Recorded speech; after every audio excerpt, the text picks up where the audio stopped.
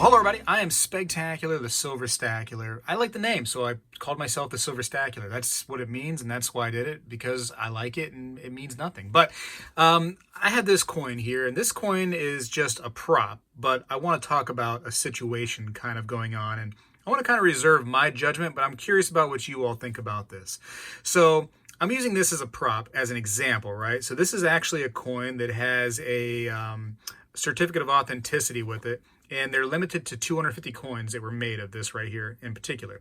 And the reason why I'm using this as a prop is because there is a coin that came out, and it's limited, a couple coins actually, and they are limited, and they have numbered certificate of authenticities, right? Which I want to go and say real quick that a certificate of authenticity is no more than a piece of paper. Could a piece of paper or cardboard be completely counterfeit? Can it, be reproduced? Absolutely, especially with 3D printers nowadays. I mean, a little bit of sticker work and easy to make holograms. The sky's the limit on what, the counterfeiters can actually do and get away with. But regardless of that, let's talk about this situation. So let's imagine you get a coin like this, right? And it's limited to 250, and it comes with a numbered COA. There's actually a number on each one that's different. But what if that number already had a few of them taken off the top, okay? Let's imagine that this coin right here, that the first 10 of this coin, you were not able to purchase because the company that made them or have bought them, they just took those right off the top so that you couldn't even get those coins. They just put them aside and said, hey, we're going to sell those coins for more money because the certificate of authenticity has better numbers on it than the rest of them. Now, especially that can be frustrating if you are buying the coin with the potential of getting one of those low numbers, right? We saw a couple years back, the United States Mint put out a numbered certificate of authenticity, and a certain amount of them were hand signed. And what if the ones that were hand signed were taken out of the population and they were sold on eBay for extra $1,000, $2,000, whatever the case may be, and you never had a chance of buying those? How would that make you feel? I'm not sure what I think about it yet. You just keep on thinking about that for a second. Do you want to see this coin real quick? Real quick, this is a coin that was limited to 250 pieces, and it had a numbered COA from the New Zealand Mint, and this was actually a really cool quarter-ounce gold coin, Lord of the Rings style. Has Sauron on it with his the one ring. I thought it was a cute little ring. Cute little coin. I got a couple of them. Happy with the purchase. They've done pretty well in the secondary market. But as far as I know, there was never a chance of not getting the first COA available in this series, right? As far as I know. Now, I want to go ahead and bring your attention to a new coin out, and I got the internet right here. We're going to use the internet. All right, so here you go. Here is a new coin. Now, it's a cool coin for sure. It's got a little bit heftier of a price because it is gold, this one in particular. Comes with a box and COA according to this. And it's limited mintage to 200 coins total. So that's pretty darn limited when it comes to a gold coin, right? Oftentimes, though, now we're seeing coins 100, 200, 500 limited mintage. So it's more common than it used to be, but it's still, technically a rarer coin. Now, nothing on here says that the first 10 were taken out of circulation. The first 10 certificate of authenticities were removed because they were going to sell those for more.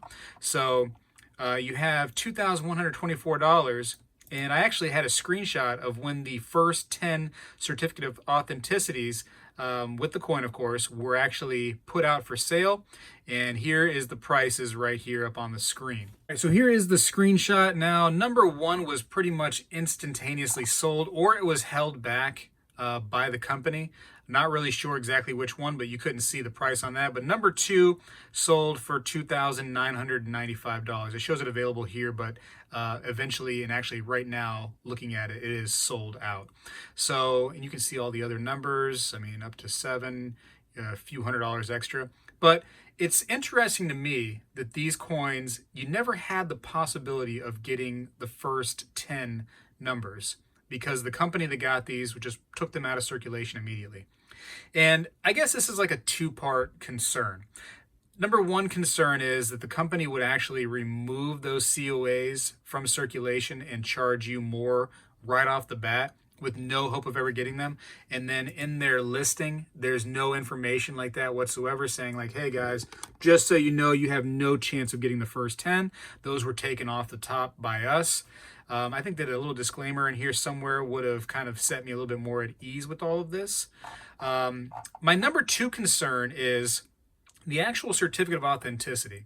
In some cases, and you are a grown adult, right? I mean, you do what you want with your money, but I just want you to realize that a certificate of authenticity is just a piece of paper that could totally be faked. Anybody, especially these Chinese counterfeiters that are getting really good, can remake this little piece of paper, this cardboard, whatever the case is, and put a number one there. And all of a sudden you think now you have the number one and you're going to pay extra for it. Just be careful. Realize what you're paying for. I mean, the goal with collecting and holding on to precious metals is the precious metal itself, right? It's this stuff, the gold, the silver. That's what needs to be the focus rather than the COA. But we're seeing a lot now with these certificate of authenticities. You see the hand-signed ones from the U.S. Mint. They ended up doing really, really well in the secondary market. Are you going to get your money back for that? You know, is that even the concern of yours? Or are you just like, hey, I got something that's really rare and limited, and that's as far as you want to go mentally with the whole thing? And that's fine. I understand getting something that's very limited, but there's some things here that it makes me a little concerned. And I realize that this company is free to do whatever they want. Now, here quickly is another example of a limited edition box set that was put out. And this company, it's a 10th ounce total of gold with these two vials. So that's 1/10 ounce total. And then you got this dual stickerized piece of silver, which actually is kind of interesting because the front just has a sticker slapped on it and the back just has a sticker slapped on there with the 1 ounce of 999 fine silver on the sticker and not actually on the silver itself. So once these stickers actually come off, you would never know what that round is. What it was, there's nothing underneath it to show that it's a dune round, nothing. So kind of crazy. Also in the description, it never said anything other than that there was 500 sets limited, right? So now, interestingly enough, this company did do something really nice for the community by giving one of these sets away some time ago, and it was the number one set.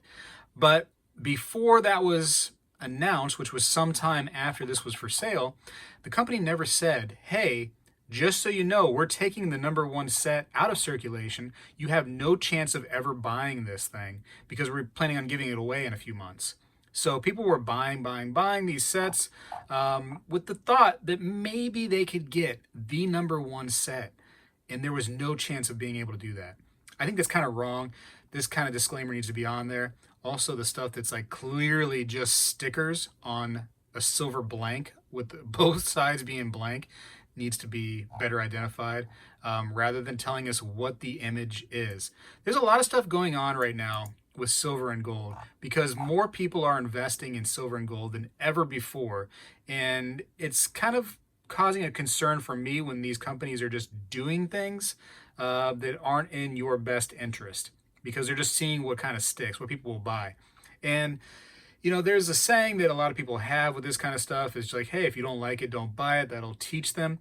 But a lot of people don't know better. And a lot of people don't watch these videos or other videos of, you know, people trying to spread the message. They're not on forums. They're not on different social media sites to get the information from people that know better. So they're just buying this stuff and they're like, oh, okay, well, you know, I'm stuck with it now. I'm just going to go ahead and put it away.